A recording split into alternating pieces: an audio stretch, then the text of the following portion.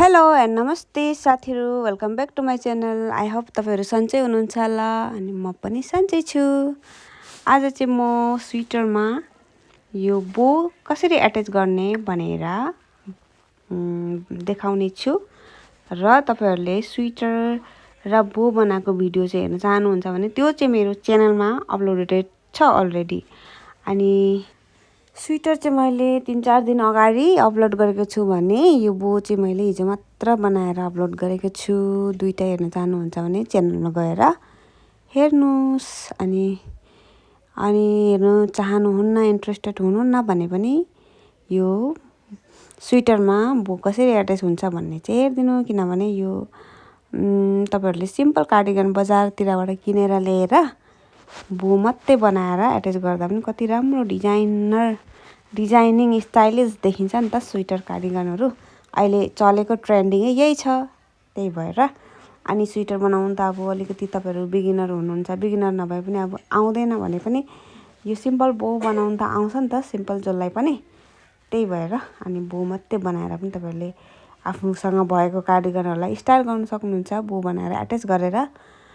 त्यसैले मैले यो भिडियो बनाएको हेर्नु होला। अनि यसमा मैले धेरै एक्सप्लेन पनि के गर्नु र, यो सिम्पलै हो, त्यही हो निडलको हेल्पले यसरी मैले भिडियोमा गरे जसरी नै एट्याच गर्ने हो।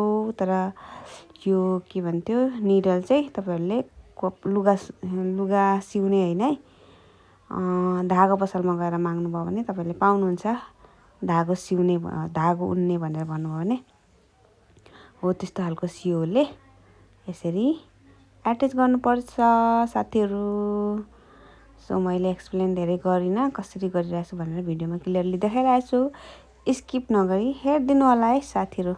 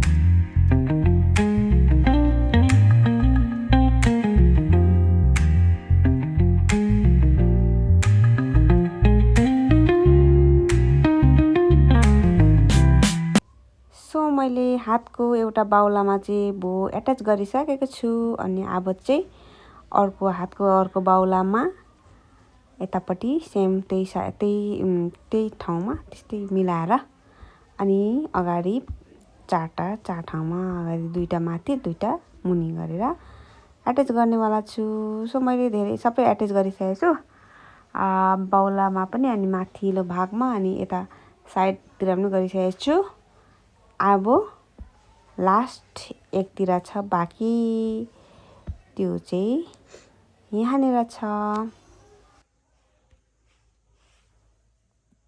सो साथीहरू, मेरो बो एट्याच गरेर कम्प्लिट गरिसकेँ मैले। जम्मा मैले अगाडिपट्टि 4टा र बाहुलातिर 2टा गरेर टोटल 6वटा बो एट्याच गरेको छु।